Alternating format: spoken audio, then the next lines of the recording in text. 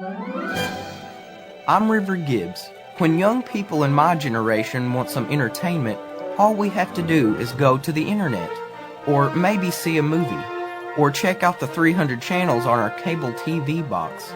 But when my grandparents were young, aside from reading a good book or spending Saturday at the movies, the best way to have fun was to listen to the radio. During the next hour, we'll turn back the clock and hear the old-time radio shows young America liked the best. One of the most gentle of all long-running radio series was Lum and Abner. Lum and Abner were two old codgers who ran what they called the Jot 'em Down store in the fictitious city of Pine Ridge, Arkansas. The two creative actors who played Lum and Abner were Chester Locke and Morris Goff. They had met at the University of Arkansas and began doing characters in early radio shows on the local level. They soon expanded the shows to larger and larger radio stations before the early 1930s when Quaker Oats and the several other sponsors picked up the show. It was broadcast for decades in quarter-hour installments. Now, let's go back in time for a family favorite that ran for decades, Lum and Abner.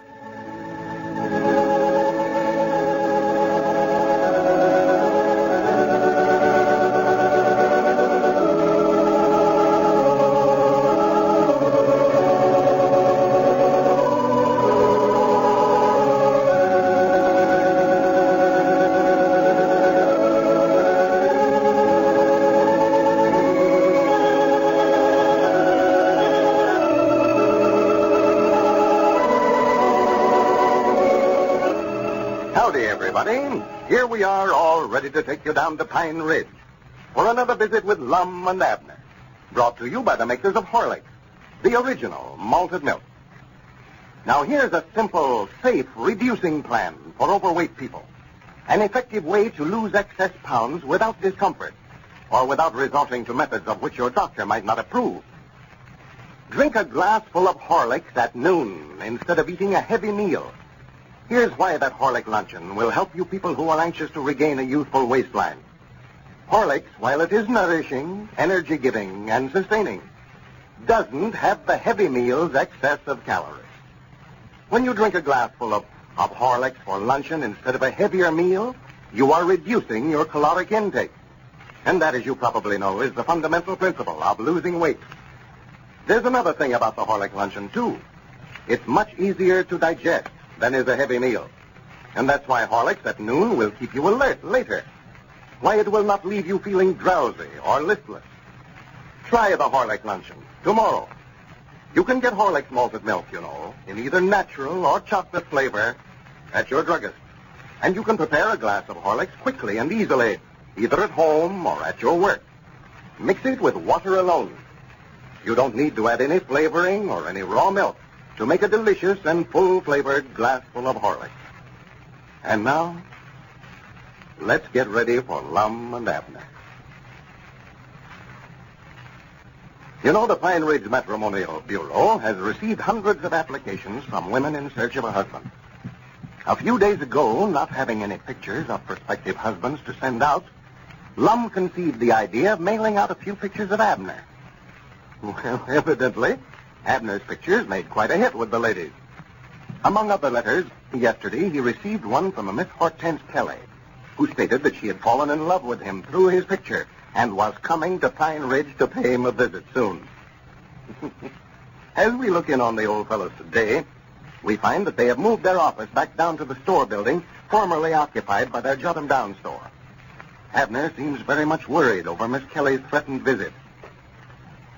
Listen. Well, now, Lum, you got me into this, and it's up to you to get me out of it. Well, Abner, I told you 100 times you ain't into nothing. Yet.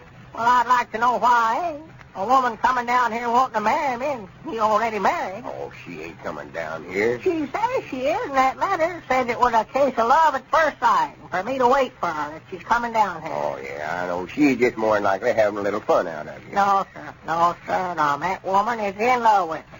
I can tell the way she talked in that letter, or wrote in it. Well, if she was to come down here and got a good look at you, she'd more likely catch the next train back home. I don't know, Lum. Women folks falls in love with me awful easy. I just wish sometimes that I weren't so handsome. Handsome?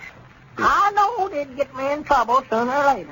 It's these big blue eyes of mine that does it. You ain't getting stuck on yourself over them women folks writing to you. Well, no, but they can't all be wrong, Lum. One of them others said that she thought I had understanding eyes. Yeah, understanding eyes. What you said? She ain't got good sense. About I can tell that by reading her letter. Well, I don't know what to do about it.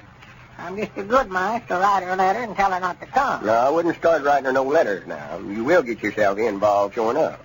Best thing to do is just ignore her. Well, I ought to write and tell her I'm already married. No, don't tell her that. You'll give the matrimonial bureau a black eye. If she finds out we're sending out pictures of a man that's already married, no telling what she'll think. Well, what do you think that Elizabeth's going to think when she finds it out? You're about to give me 2 black eyes. Well, if she does come down here to see you, the thing to do is just not let Elizabeth know nothing about it. It's a good thing she's still down there in Texas visiting. Yeah, well, that won't help matters none, Lum. The first thing that Sister Simpson or some of these other gossips around here will do is sit right down and write her a letter and tell her about the whole business. And by the time Elizabeth hears about it, well, they'll have a truth stretch the fur out of shape, but there ain't no telling what they'll have her bleeding. You know how Sister Simpson exaggerates. Oh, well, Elizabeth will take your word again there. Well, if she does, she's changed a lot since she went down there, I'll say that. I just allowed a man's wife always believed her husband before they would anybody else. Yeah, well, of course you never have been married, or you never would make such a remark again. You just got it right square backwards. Elizabeth will believe anything bad about me that she hears, regardless of who tells it to her. Oh, you're just making a mountain out of a molehill. Huh? I say you're making a mountain out of a molehill. What I mean by that is... I know what you mean. You don't have to explain stuff to me. Well, that's the first time I ever knowed you to understand what I was talking about. Well, I don't know why you'd say that, special about me. Well, generally always when I quote one of them old edited sayings of mine, I've got to stop and explain to you what I'm talking about. Huh. It's just like arguing with a stump-on bar to get it through your thick head. Oh, well, no, I've heard that old saying all my life, Lum. Of course, you never said it right, but I know what you're trying to say. I never said it right. No, you got it sort of mixed up there, Lum. The way the saying goes is that if you can't take the mountain to the molehill, take the molehill to the mountain. That's Oh, the for saying. goodness sake. You're talking about Mohammed in the mountain. No, I said molehill, Lum. You just misunderstood me. I know what you said. I mean you're thinking about Mohammed. I ain't no such a thing. I ain't thinking about nothing. Yes, you are. I know what you're thinking about. Well, now, Lum, I reckon I ought to know more about what I'm thinking about than you do. You can't read my mind. No, and nobody else can. More than likely ain't nothing in your head there but a big vacuum. A vacuum?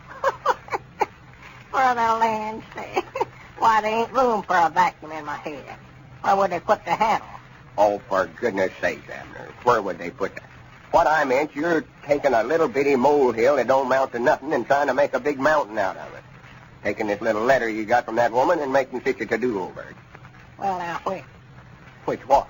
Which am I trying to do? I say that's what you're doing when you take this letter so serious. You're making a mountain out of it. I think I understand what you mean there. You mean if I can't get her to come here, that I'll have to go there, huh? No, you're still thinking about Mohammed. No, her name is Hortense. Don't you remember, Lum? Hortense Kelly. That's her name. Abner, you're getting yourself all twisted up now. Huh? Sit still. I mean, you're getting your mind twisted up. Oh. Just forget about the mountain. Forget about Hortense, too. You're just worrying yourself over nothing. Wait till she gets here. Then it'll be time enough to start worrying. Yeah, it'll be too late then. Now, Lum, you just got to study up some way to keep that woman away from here. I told you to quit thinking about it. Even if she does come, again, she sees you, she'll know she's made a terrible mistake. Yeah, but I don't want her coming down here. I tell you, Lum, I'll smell trouble in her. Well, Abner, you can't keep the woman from coming to Pine Ridge if she wants to. There ain't no log in coming down here. That's blamed if I don't believe you want her to come. Oh, I ain't particular about it. I would love to see if she's as pretty as her picture shows her to be. Picture? I ain't saw no picture of her. Well, I did. I'd forgot which one she was. But after you got that letter, you see, I got sort of curious to see what she looked like, so I got out the letter she sent us about herself when she made the application for a husband. Yeah. There's her picture there. Well, what you doing carrying it around your pocket that way? Oh, I did. Well, what difference does it make? Oh, she is a right smart of a looker, ain't she? Yeah, that's the prettiest one we've got yet. Oh, she is a dandy. She's red-headed, according to the description she's in about herself. Wouldn't be surprised. 26-year-old. Well, She's an actress. is that right? Yeah, win a marathon dancing contest. Well, I do know, bless her heart. Stands 5'2" and weighs 112 pounds. Well, I'll swan to goodness. What's the matter with you? Yeah, I see now. Yeah. You just want to get that woman down here so you can see her yourself. Well, where did you get such ideas out It's of you? just about the size of it. I see through the whole thing now. Yeah, you scared to send your own picture, feared that Evelyna'd find out about it, so you sent her Now, mine. wait a minute, Abner. Just calm And yourself you're going to down. sit down there right now and tell her that you made a mistake and sent her the wrong pictures. That feller she's in law with is done married. I ain't going to write her no such a thing. You know how come he to send them pictures of you out? They was the only ones we had here. Either you sit down and write her not to come, or I'm going to step right there at the telephone and call up Evelina. Call up Evelina. Yes, sir, and tell her that you're in love with Hortense. Go ahead, call her up. That's just what I'm going to do, yes, sir. I'll bet you'll stop her from coming down. Abner, get away from that telephone. I ain't going to do it. I said I was going to tell her, and I'm going to tell her. Abner. Hello? Abner. Sister Simpson? Oh, my goodness. Is Evelina there? Abner, give me that receiver. Tell her to step to the telephone, please, Here, Mom. give me I'll that show you. receiver. I'll show you. What are you trying to do? Break me and Evelina Well, up? I'd rather break you and Evelina up than have that woman break me and Elizabeth up. All right. I'll write the letter. Hang up the receiver. Hey, wait a minute. Here's Evelina now. Hello? Here, give me that receiver. Hello, who is it? Who? Evelina. Well, you've got the wrong number. This is the Pine Ridge Matrimonial Bureau. Goodbye. Now, stay away from that telephone. Well, write that letter, Lum, and I'll be right back up there saying it again. Abner, this ain't nothing but out-and-out blackmail. What do you want me to say? Just tell her that you sent the wrong picture, and she better not come down here on account of I'm done married. All right. Hand me that pencil there. Doggy, that's a relief. It just wouldn't do for her to come down here alone. Elizabeth just go high. Look younger. Well, howdy, Dick. Yeah, come in, Dick. Well, moved back down here in the old store building, have you? Yeah, we never had room over at my place for the matrimonial office. Well, I went over there looking for you. I got a telegram here for you, Abner. Telegram. Yeah. Yeah, they left it down there at the store. I told them I'd see if you got it. Well, I do know. I bound you saw Elizabeth and Pearl that they're coming home. Sit down, Dick, and loaf a while. Yeah, looks natural to see you fellas back over here at the store. Yeah. I was sitting here today thinking, I wish we'd never sold our store. Yeah. Seems so quiet around here without no merchandise in the shelves. What's the matter, Abner? For goodness sakes, Abner, you look like you saw a ghost. What's the matter? Must be something in that telegram, Lum. Nothing happened to your wife, has there, Abner? Mr. Abner Peabody, Pine Ridge.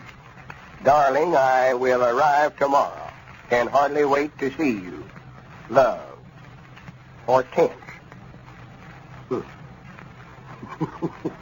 Well, it's too late now. Hortense is probably already on her way to Pine Ridge. Ladies and gentlemen, poor and unhealthy teeth and gums are the cause of much suffering and misery. It's most important that every one of us give our teeth proper care. And it's doubly important that we parents keep a careful watch over the condition of our children's teeth. For sound and healthy teeth are formed during childhood years. 3 things are important in preventing decay. First, regular visits to the dentist. And second, regular and proper cleaning of the teeth. Third, and just as important as the other 2, is proper diet. The teeth and gums, like other parts of the body, are made from the food that we eat. The same foods that build up healthy teeth will protect teeth against decay. Now, calcium, phosphorus, and the vitamins are elements that are responsible for the formation of healthy teeth. And Horlick's malted milk is an excellent source of all of these elements. To help children develop sound teeth and gums, give them several glassfuls of Horlicks every day. To do so is to spare your child much unhappiness in later years. You know, several days ago, not having pictures of other men to send to the female applicants of the Pine Ridge Matrimonial Bureau, Lum decided to send out some pictures of Abner. Well, yesterday, Abner received a wire from a Miss Hortense Kelly, stating that she had fallen in love with his picture and would arrive in Pine Ridge today. As we look in on our old friend, it is early morning. We find Lum over at Abner's house, trying to persuade him to go to the train to meet Miss Kelly today. Listen. Well, what can't you go in there and meet her by yourself? Well, she ain't coming to see me, Abner. Well, about didn't think she was, the way you got yourself dressed up there. Well, natural. Me being the president of the matrimonial bureau, I've got to dress myself up when we meet one of our clients this way. Yeah, well, you just go in there, Lum, and tell her that feller Peabody that she's in love with has skipped the country. She can't locate him. I ain't going to tell her no such a thing. What kind of a company would she think this is, letting her go to all the expense of coming all the way down here, and then the man she come to see runs out on her? Man, I don't care what she thinks about the company. I ain't going to meet her, and I ain't going to have a thing to do with her now. I'll just hide out from her while she's here. That's what I'll do. Well, you've got to be in there at the county seat for the trial. That Squire Skim case is set for 10 o'clock. Yeah. And we're supposed to meet Hortense on the 3 o'clock train. Well, Lum, Grandpap's going in there. You and him ought to be enough for him to try. Yeah, but we need you for a witness, Abner. If Squire Skimp wins that case, they'll take our farms and everything else away from us. Why, you've got the agreement that Squire signed saying that he'd assume all obligations of the company. Yeah, but a body can't never tell what 12 Germans is going to do. Well, I couldn't tell them what to do if I was to go in there. They wouldn't listen to me. Come on. Get up from there. I've bargained with you just as long as I'm going to. Grandpap will be by here directly. Well, all right. I'll go into the trial, but just as quick as it's over, I'm going to come right straight back out here. You ain't going to get me down to that train to beat Hortense. Well, we'll argue about that later. Get a move on yourself. Get dressed. Well, I'm dressed. I'm ready to go any time. You ain't going in there like that, undoubtedly.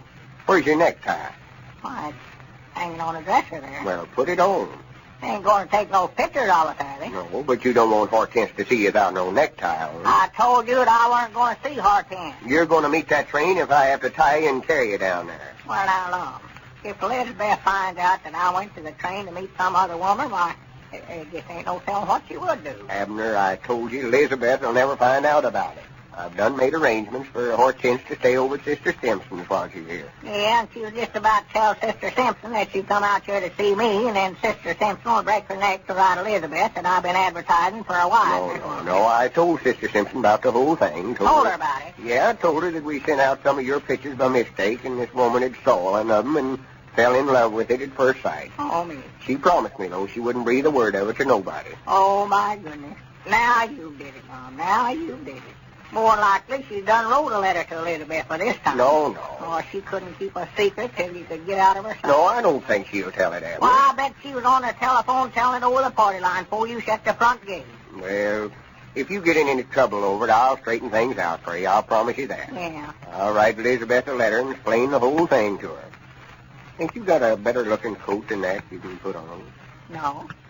Except my Sunday coat. Well, put it on. This is an important occasion, Abner. When I Lum, I ain't said that I'd meet that train yet. No, you ain't, but I have. Well, what am I going to tell her after I meet her, Lum? I can't marry the woman. Well, Abner, I'm just trying to help you. You don't have sense enough to see it. I'll swear I get so disgusted with you, I don't know what to do. Yeah, you ain't trying to help me neither.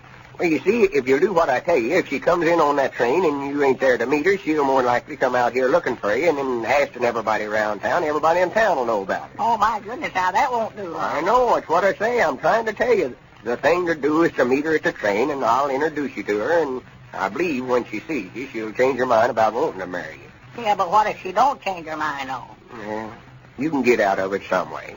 Tell her you got her letter too late, that you've already married somebody else. Tell her anything. Then I'll take her down to our office when we get out here and show her all the pictures of other men that's come in since we wrote her and try to find somebody else that she'll want to marry. Well, I wish to goodness knew he'd never thought of the matrimonial business. That's what I wish. Well, I don't know if I'd go first. Well, I do. I wish I'd never heard the name. Well, the only mistake we made when we sent out them pictures of you. I don't much believe we ought to did that. Yeah, I know Dad blame well that we oughtn't to. Well, just leave everything to me. I'll have this all straightened out to where it'll all come out all right. I hope so. Trouble with you always worry about something ain't no reason to. Oh, wait a minute, Lum. Wait a minute, that's my ring there. Yeah, more like the grandpap telling us he'll be here directly. Hello? Peabody's place. Who? Oh, well. Yes. Yeah, sure. Why, natural. Yes, Mom. Yes, Mom. Yes, Well, yes, Mom. Granny, can't you say no once in a while? Why, sure. Oh, yeah. Uh-huh. I wish I could get him to agree with me like that. Well, that's all right. Not at all, not at all. Yes, Mom. Uh-huh. Oh, yeah. Well, I know they'd be yeah, there. Sure. Yeah. Yes, Mom. All right. All right. Goodbye. Well, Who was that? I don't know. She never did say. Well, what was she wanting? I don't know. I never asked her. You mean you talked all that time, never found out who it was or what she wanted? Well, I never talked all that time. She done the talking. Well, what was she talking about all that time then? Why, nothing. She just said it was the wrong number and she was calling Sea Strumpter's place. Oh, for goodness. Yonder comes Grandpap now, Lum. I expect I better comb my hair and get ready. Yeah. There's Dick Huddleston with him. He ain't going, is he? I know, not that I know of. Well, hurry up. I'll go on out there and keep them while you're... Yeah, well, I'll be out there just as quick as I can find my coat and hat and get them on. Well, howdy, fellers. Hi, Lum. Yeah, howdy, Lum. Where's Abner? He'll be out in just a minute. He's trying to find his hat and coat now, I think. Well, Abner's always the last one ready anytime you go anyplace. Have you got that documentary Squire Skimp signed, Lum? Oh, yeah. Got that right here in my pocket. I sure don't want to forget that. It's the only thing that'll save us. I'm just worried to death about that trial, Lum. Worried and fretted over it all night. Oh, well, now, I don't think the Squire's got a chance in the world of winning that suit, Grandpap. When you fellas produce that agreement he signed, why, I believe they'll throw it out of court. Yeah, I just hope you're right, Dick. I would love to get the best of Squire Skimp for once. Yeah. Well, if you win this case, Lum, well, you got even with him for all the stunts he ever pulled on you, all right. Oh, yeah. Well, here comes Pokey now. Hurry up, Abner. We'll freeze to death out here. I'm coming. I'm coming. Where my head Oh, for is. goodness. Hi, Dick. Hi, Grandpap. Yeah, howdy, Abner. Hello, Abner. Well, better get out and let you fellas go, right? Here, Abner, here, you can get right up here at Grandpap. Well, ain't you going with us, Dick? No, I can't, Lum. I'd like to, but I can't leave the store today. And you fellas won't need me in there anyway. Well, get in the back there, Richard, and I'll drive you back down to the store. Oh, no. Thanks a lot, Grandpap, but you fellas sort of push for time if that trial comes up at 10 o'clock. I can walk back down the store. Won't take Well, a few minutes. maybe we better then, for... Sure, go We ahead. want to get the trial started on time. We've got to meet that train at 3 o'clock to meet Hortense. Yeah, Lum Pony talked me into meeting Hortense. Yeah, I reckon I'll go in there and see what you look like. Well, Anyway. you fellas ready? So long, Dick. Well, so long now. Be careful now. Don't walk around anything, Grandpap. Yeah, take it easy now, Grandpap. Don't be trying to go. I'm driving this car now, If you Abner. start taking them curves like you did the last time, I'm going to shout and walk, too. Well, so long, Dick. So long. See you tonight, Dick. All right. I hope you win that lawsuit. Hey, Mr. Abner. Mr. Abner. Hey, wait a minute. Now, what's the matter, Cedric? Hey, stop Mr. Abner there. Why, it's too late now, Cedric. They couldn't hear you. What's the matter? Do you want to go with them? No, ma'am, I got a telegram here from Mr. Abner. A telegram? Yes, Mom. Well, here. Let me see it, Cedric. It might be something important. Now, let me read it. That feller told me to be sure and see that he got it. Yeah, well, that's all right. I'll look it over here and see what it... Well, What's the matter? Some bad news of some kind? we'll arrive on the 3 o'clock train. Meet us, Elizabeth and Pearl. Well, poor Abner. If Lum can get him out of this scrape, he's good. Ladies and gentlemen, in the following occurrence, the time is evening. The scene, aboard a streetcar. And here are Les Chalmers and Frank White. Move over, Les. If you only pay one fare, you're entitled to only one strap. Oh, Frank. Where did you come from? Now, 300 other people and I just got on a Temple Street. Oh, they do pack 'em in here, don't they? Yeah, looks like the Rose Bowl on wheels. Say, what does a man have to do to reach you at your office? Well, depends on who it is that's trying to get me. Why? Must have called you 10 times this morning. Did? Well, I was tied up with Big Boss until about 2:30 this afternoon. Why, what was on your mind? Thought I'd take you to lunch. Had an old friend I wanted you to meet, Larry Jennings. You remember, I told you all about him. Oh, sure I do. Well, I'm sorry I couldn't go with you, Les, but I didn't get out to eat until late. You mean you didn't eat until 2:30? Yeah, that's right. Wow, how do you do it? I couldn't, big boss or no big boss. The noon rolls around, I'm hungry, and I've got to eat or I can't work anymore. Yeah, you don't know the secret of Horlick's malted milk tablets, I see. Horlick's malted milk tablets, I Greatest thing in the world to help you ward off hunger or fatigue. Well, I always keep a flask of them in my desk. Whenever I begin to feel hungry or tired, all I have to do is get out those tablets and dissolve a few in my mouth. Yeah, they've helped me through many a tough day, I can tell you. Say, they'd be just the thing to have with you on a long automobile jaunt, wouldn't they? Horlick's malted milk tablets, eh? Yeah. I'll have to remember to get some. My wife goes for Horlick's tablets, too. She always carries a few of them in her purse when she's downtown shopping. And those energy-giving, nourishing malted milk tablets are wonderful, too, for children. Let them carry Horlick's tablets to school with them They'll nourish while the children work or play. Keep the youngsters from getting too tired or too hungry. Horlicks malted milk tablets come in both natural and chocolate flavors. You can get them in either the small 10-cent size glass or the other, larger sizes at your druggist. This is Carlton Brickert speaking for Lum and Abner and Horlicks, who bid you all good night and good health.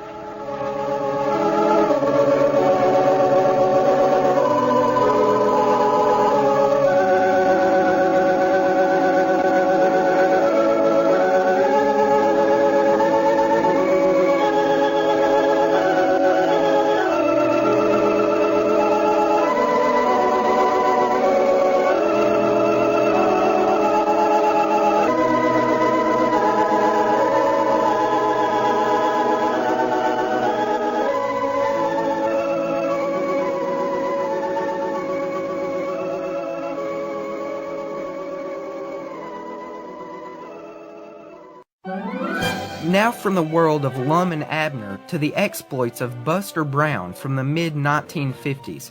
This show was aired on NBC and taped before a live, very noisy audience of young children.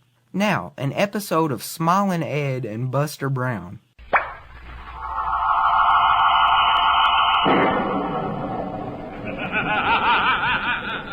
Again you call me from my jug. How can I serve you, little master? Oh, Genie, Princess Mirabah is in bad trouble. There is a giant with two heads. A giant with two heads? This is indeed strange, little master. Kids, don't miss this exciting adventure with Little Kula and his wonderful Genie of the Jug.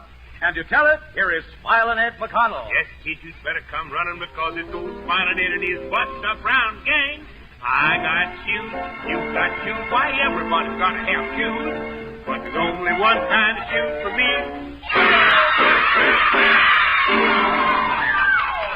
Whoa, that's it. Out here in Hollywood. Holiday, Squeaky the Mouse, Midnight the Cat, Brandon the Piano, and Froggy the Gremlin. And we're going to start our program off right now with our good story.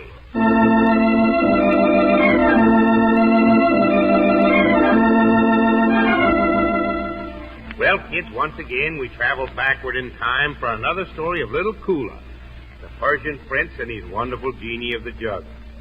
Now, you remember that whenever Little Kula wanted anything, he went to the cabinet where the little earthen jug was kept, called his Genie, and his wish was granted.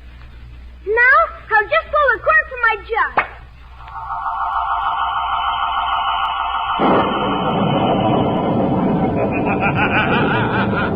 Well, little master. Again you have called me from my jug. How can I serve you? Yes, the tremendous Genie, many times taller than the average room ceiling, catered to every whim of Little Kula.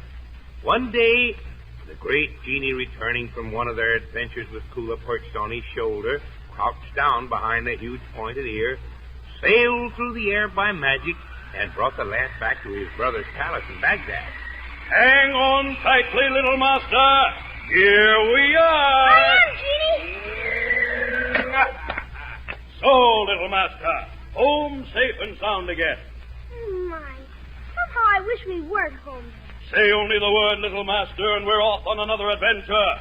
Don't you ever tire of granting my wishes, Genie?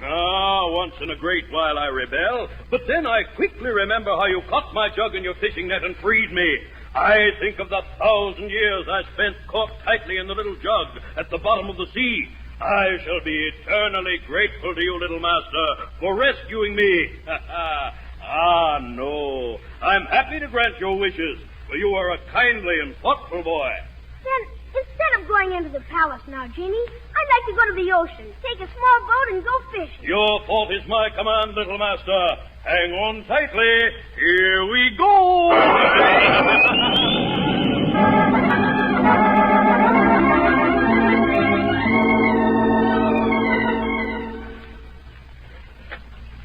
Bad fortune, Genie.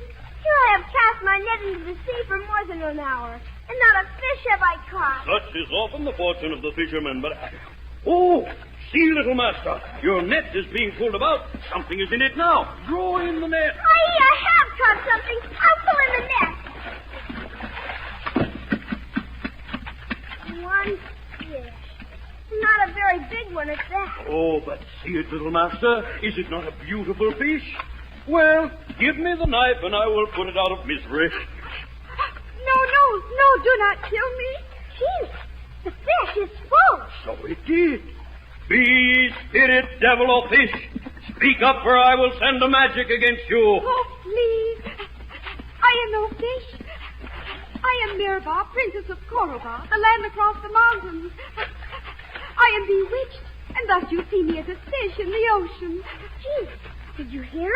A bewitched princess. I heard, little master. Yet in the body of a fish, she must be returned to the sea or perish. Put me in your net. Hold the net in the water. Quickly, little master, do as she says. Oh, that is better. Now, please, tell us your story. I will tell it. I am the Princess Mirabah. My father is King of Koroba. Only a short while ago, my father and I were walking through our palace garden when I saw a strange creature. A tiny rabbit with 2 heads. I pointed it out to my father. Father, look there. Huh? What strange creature is that? Why, it's a rabbit, but it has 2 heads. Father, it waits beside the path, as though it wanted us to take it up. I shall. Of course, do, my dear. It will be a curiosity for our visitors.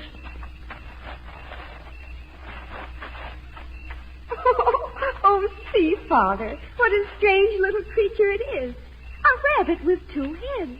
Let us take it into the palace. Well, come, my dear, come.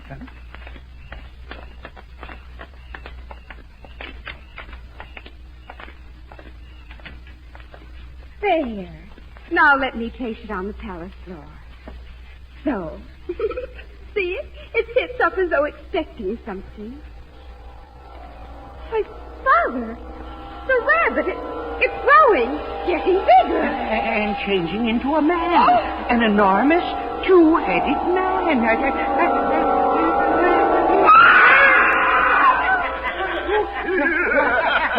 What terrible thing are you? You with the 2 heads. I am the giant of Koroba, freed at last from the shell of a tiny groveling rabbit, placed there by a spell. Oh, please go away. You're very frightening with both your heads shouting at us. I'll go no more. Right here I stay. This palace will I take, and magic will provide my food. Fat king, fat pig you'll make.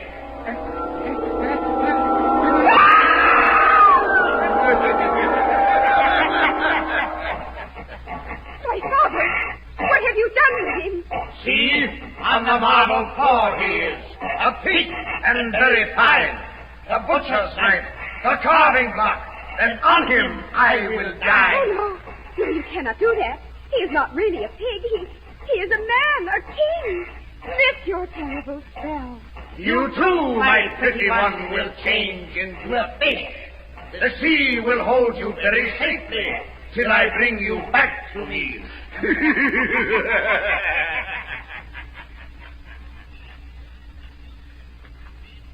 And that is the way it happened. Suddenly I found myself swimming in the sea. A fish. Aye, what a terrible being that giant must be.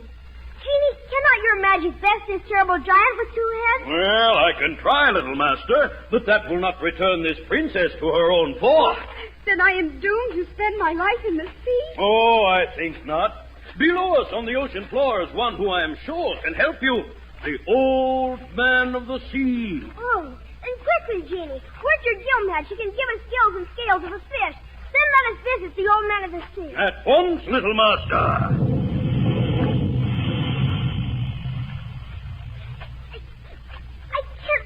Quickly, little master, into the water, lest you die in the air. Now, little master, swim straight down to the ocean floor. Come, Princess Mirabah, we go to visit the old man of the sea.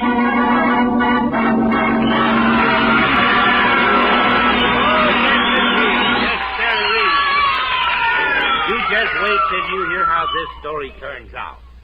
But now, kids, I want you to look at your shoes, the ones you got on, the ones in your closet, all your shoes. And I want you to see if they're Buster Brown shoes. Oh, say, I sure hope they are, 'cause I like to think all Smiling Ed's buddies and sweethearts wear Buster Brown shoes, the best shoes in town. They're the kind of good-looking shoes that I like to see my buddies wear. And I know how good they feel, too. Practically as comfortable as going barefoot. And Buster Brown shoes are built to look nicer longer. And, of course, all my buddies like to keep their shoes looking nice. Now, remember, everybody, when Mother decides you need new shoes, you be sure to tell her the shoes you want are Buster Brown shoes. Show her how to tell for sure they're the real thing by looking real carefully inside, right where your heel goes, and making sure there's a picture there of Buster Brown and his dog, Tige. That's my dog, Tige. He lives in a shoe. I'm Buster Brown. Look for me in there, too. That's right. Look for the picture of the boy and his dog inside the shoe. Then you know they're genuine Buster Brown shoes. Now, let's hurry back to our story. Well, Little Kula and the genie were mightily surprised when they caught a fish in their net, which turned out to be a princess under a magic spell. Then she told them how a great two-headed giant had turned her into a fish, and her father, the king of Koraba, into a pig, and the giant planned on eating them both. Of course, the huge genie and Kula decided to help, and at once the genie worked his gill magic, which permitted himself and Kula to swim underwater as the fishes do. Then they started straight down to the ocean floor to find the old man of the sea. Are we nearly there, Genie? A little way yet, Master. We've reached the ocean floor, but now we must find the underwater cave of the old man of the sea. There is a cave just ahead, good Genie. Could it be the one we see? Why, it is the cave, Mirba. Your eyes are better adapted to seeing in the water than ours. Come, quickly, swim to the cave. Oh, little master, we wait here, for there may be magic in the cave. Old man of the sea. Who calls the old man of the sea? Beware the magic which precedes me. Turn away your magic, old man. We are friends. And who is this who claims friendship with me? None are my friends on the sea bottom, but the fishes. You do not recognize me, the genie of the jug? My good friend the genie, and the lad also. And a strange fish. Indeed, old man. This strange fish is Mirba, princess of Koraba, under a magic spell. We come to you to ask you to lift the spell. I can do that easily, good genie. But think you this. Once I lift her spell, then she will again assume her human form. Here under the sea, she will quickly drown. I did not think of that. What can we do, Genie? Well, perhaps if we work rapidly, we can use my plan. Old man, work your magic to break her spell. Then I will quickly work my gill magic to protect the girl until we can leave the ocean. Very well, but lose not a second, Genie. Now stand where you are, all of you. Oh, finny shape, be gone, and there instead be human form. Let coldness flee, and give to me one whose blood is warm. Begone, O vicious magic spell, and in a human form let dwell a lovely girl. Drop scale and fin, she to her rightful body win.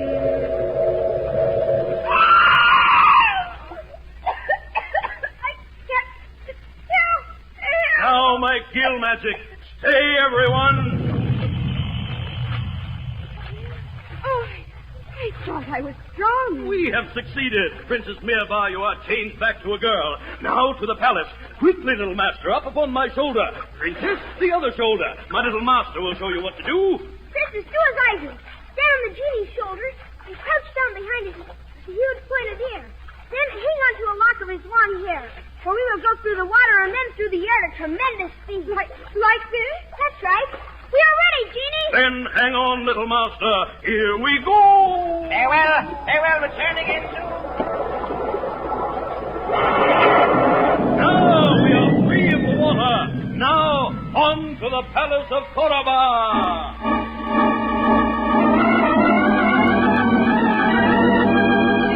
With the lovely princess now restored to her rightful form and little Kula on his mighty shoulders, the enormous genie sailed through the air.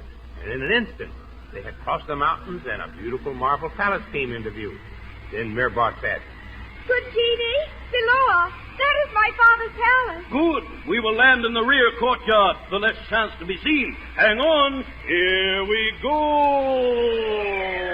Well, here we are. Now what, genie? I see over yonder a pigsty. If Mirba's father, the king, is still changed into a pig, I think he will be in there. Then let us go quickly.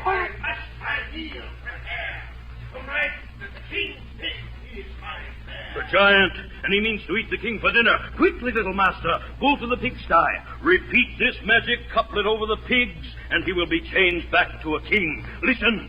O pig which hides the kingly one, release his form. Now let be done. Well, I go to meet the giant. Join me later in the palace.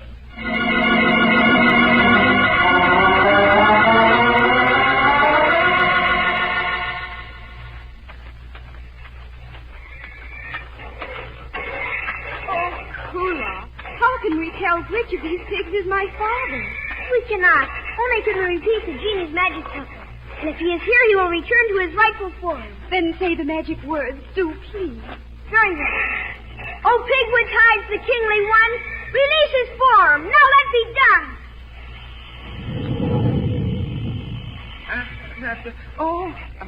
How did I get into this pigsty? Father! Oh, Father, quickly come to us. Kula, open the gate. I have it. What's happening about? How did I get into the pigsty? You see, mud from head to foot. Oh, Father, you are under a magic spell. You have been a pig, forced to live with a pig. But everything is all right now, Your Majesty. Oh, yes, who is this lad? Oh, he is a wonderful boy. He is master to the great genie of the jug. Oh, little Kula, how can we ever thank you? I want no thanks, nor does the genie. But my genie may need help, for right now he is meeting a giant. Take your father to a place of safety. I go to join my genie.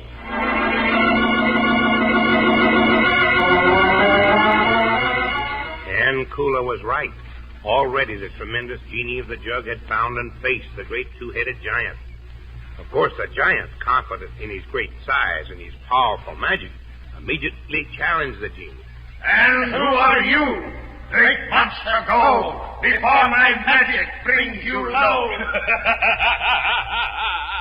Who are you to send me, the genie of the jug, away? You, an uncouth creature, with two heads jabbering at once. Get thee back to the forest, rabbit that you are. Dare you call me a rabbit who has not to offer fight? I'll stand you there and witness a strong and magic fight. You, a magician? Turn loose your magic, old two-head. Let me see how it will harm the genie of the jug. Fool that you are! Now feel the hurt of magic's frightful pain. My spell is past. You're bound, held fast. A giant is your bane. Yes. So, your spell is worthless, giant. Now feel the might of the genie. Here is a thunderbolt to stop your magic. Here is another to shake your courage. Here is a thunderbolt to send you back in the form of a rabbit. Genie, where are you? Here I am, little master. Enter, you are safe enough. But where is the great giant, Genie? Oh, seated there on the marble floor, little master. Oh, what a strange little creature. I see only a little rabbit, Genie. But oddly enough, it has two heads. Aye, two heads. But is it not a fat little rabbit? Oh, come, little master, let us go home. It's nearly time for your dinner. And I think me you will enjoy a delicious bowl of rabbit stew, eh? Oh, no, Genie. Now that your magic has made him a rabbit again, turn him loose again in the forest. Then let us go home. I've had enough adventure for one day.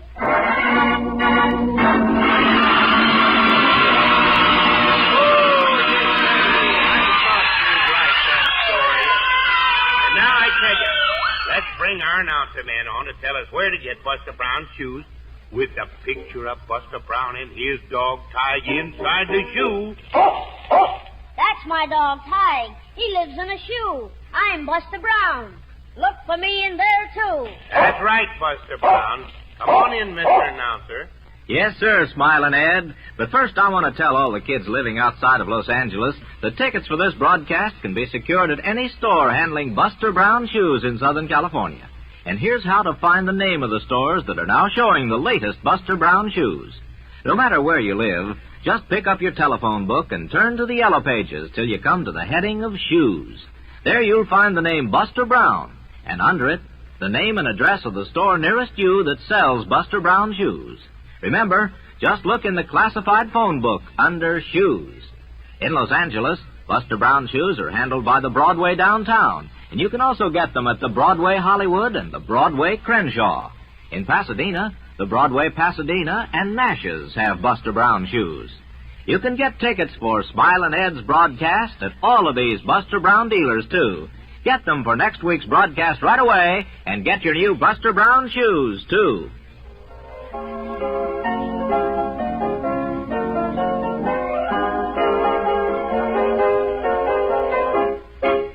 Oh, you bet your life. Smilin' Ed's buddies and sweethearts know exactly where to get Buster Brown shoes. We stick together. And now let's see, Squeaky the Mouse.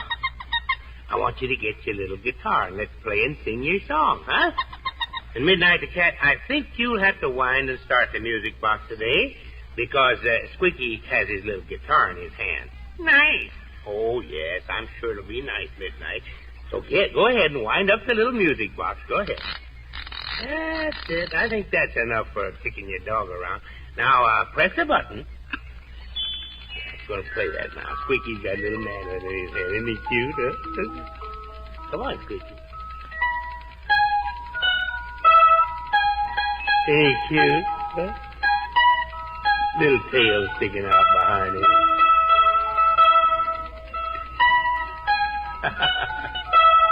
Little bitty teeny guitar. And a great big grin on his face. I'll sing it now. Every time I come to town, the boys keep kicking my dog around. Makes no difference if he is a hound. They gotta quit kicking my dog around. Oh, gee, well, there goes Kerplunk. Oh, my Squeaky, that was just wonderful. And now, where is that Froggy the Gremlin? My goodness. Froggy, you'd better hurry up and plunk your magic twanger and become visible before Alkali Pete gets here. Are you ready to become visible, Froggy? I'm ready, I am. Okay, watch him real closely there now, kids. Plunk your magic twanger, Froggy.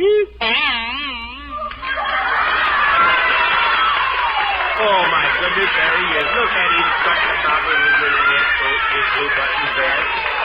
And there he goes sticking his tongue out at people. Stop that, Froggy. Oh, Froggy, here comes Alkali Pete the Cowboy. Well. Howdy, partners. This here is your rough-riding cowboy friend, Alkali Pete. And I'm mighty proud to be here today. Have you got any mules on your ranch, Mr. Pete? Mules? You bet your boots I have. I've got a lot of little burros, some little mules. And you're the biggest donkey on the range? Yep, I'm the biggest donkey on the range. No! Stop that. You don't know anything about livestock. Well, I'll bet you never saw a horse. Did you ever saw a horse? Certainly I've seen horses. I saw a horse this morning. Every day I go to the barn and I look at my horses. Now, yesterday I saw a horse. And you sawed him in two? Certainly I sawed the horse in two. No! I don't saw horses, I see horses. Then you don't have a sawhorse? Of course not. Oh, Yes, I do. Sure, I have a sawhorse. I saw wood on a sawhorse, but I don't saw horses in two. Oh, you never saw a horse. Of course, I never saw a horse. Oh, you're a great cowboy if you never saw a horse. But I have seen horses. I see horses every day, but I never saw a horse. Boy, are you mixed up. I am not mixed up. I saw a horse yesterday, and I saw horses today. Every morning I go out and I throw a saddle. On a sawhorse. Yep, I throw a saddle on a sawhorse and... No!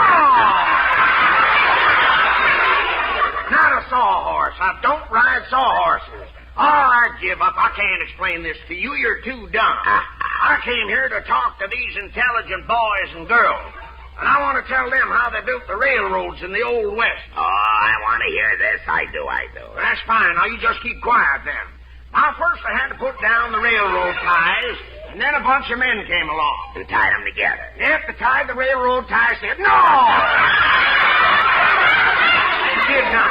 Now, before you can put down the tracks, you have to lay the ties. Neckties. Certainly, neckties. Oh, no! Not neckties, railroad ties. You lay the ties before you put down the tracks. Where do you lay the ties? On the ground. You lay a railroad tie. Like a chicken lays an egg. Like a chicken lays an egg. No! The men don't lay eggs, you crazy gremlin. The chickens... lay railroad ties. Naturally, the chickens lay railroad ties. No! They do not. Now, forget about chickens and forget about eggs. Now, after the railroad ties are laid, the men lay the tracks. You know what tracks are, don't you? Sure, tracks are footprints. Sure, tracks are footprints. No! I'm talking about railroad tracks. As far as I'm concerned, thumbs down for you. Oh, they're thumb tracks. Certainly, they're thumb tracks. No! Not thumb tracks, railroad tracks. The tracks are also called rails. Now they put down two rails. To make a railing. To make a railing. That's right. No! Now listen, you silly gremlin. They fasten the rails to the ties with railroad spikes. A railroad spike is a big nail with a flat head. Just like yours. A flat head like mine. No! My head isn't flat. Only on top. Only on top, I mean. No, not on top. The men building the railroad lay that tile, lay that rail. Tote that barge and lift that bale. Tote that barge, lift that bale. Oh, let me out of here. I've been working on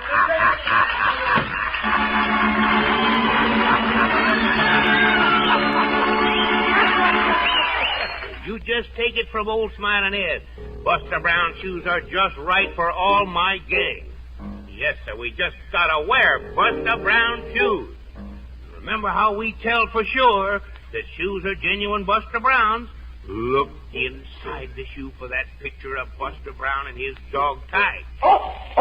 That's my dog Tige. He lives in a shoe. I'm Buster Brown. Look for me in there, too. That's right. Look for a picture of that boy and his dog inside the shoe.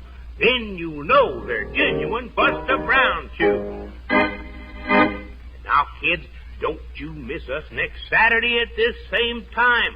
We sure you be there because I want you to hear our exciting story about a boy who lived in the rugged wilderness of the far north. Midnight, the cat's going to play her piano solo for us. Froggy's going to rake poor old Mr. Gymnasium over the coals. And I want you to be on hand for the fun. And now, has everybody had fun around here today, huh? Oh, that's wonderful, buddies. Don't forget church and Sunday school. Be listening next Saturday when you hear, "Hi, kids, come a-running." A happy gang of Buster Brown now. Here's an important announcement for mothers. Some few children have foot weaknesses. If your own child should show signs of such weakness, of course you should consult your pediatrician. When you do, ask him about Buster Brown pediatric shoes. They're super quality Buster Brown shoes, scientifically constructed to help correct common childhood foot ailments. Remember Buster Brown pediatric shoes at the first sign of foot weakness. They're styled so smartly, children love them. The Buster Brown Show, starring Smiling Ed McConnell, is brought to you every Saturday morning by Buster Brown dealers everywhere. The Buster Brown Show is produced in Hollywood by Frank Barron, directed by Hobart Donovan. This is NBC, the National Broadcasting Company. Thanks for joining me for an hour of some of the old-time radio shows young America liked the best. I'm River Gibbs. Join me again next time right here